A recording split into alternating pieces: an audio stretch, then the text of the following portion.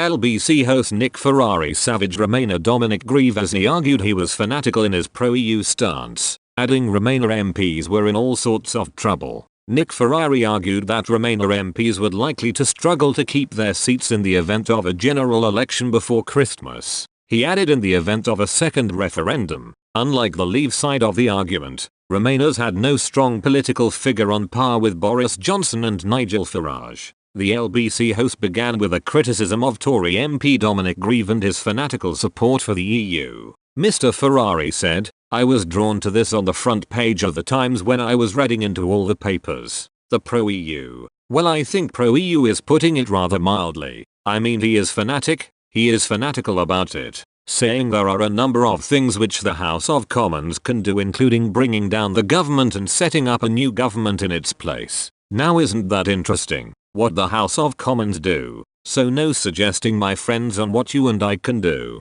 If it said there is a number of things which we can do, that the people can do, including bringing down the government, so they lose all sight of the fact that actually, Mr. Grieve is only sitting there courtesy of the good people of Beaconsfield. I think there has been a challenge on his candidacy anyway, which obviously he has won, but I would imagine if there is a general election ahead of Christmas, you have got to think that people like Dominic Grieve, and there will be others on the other side, by the way, possible leavers. But I think it will probably be Remainers that are going to be in all sorts of trouble to retain their seats. The idea that we can do this and we can do that, and as my previous contributor said, 17.4 million people just ignored. That is why I was thinking on my week away, if there was another referendum, just suppose it happened, the Remainer side haven't got anyone. I know that in some instances that you are just screaming at the radio when I say it, but the Leavers are successful in what they have achieved. Nigel Farage undoubtedly the Brexit party doing extremely well in those elections.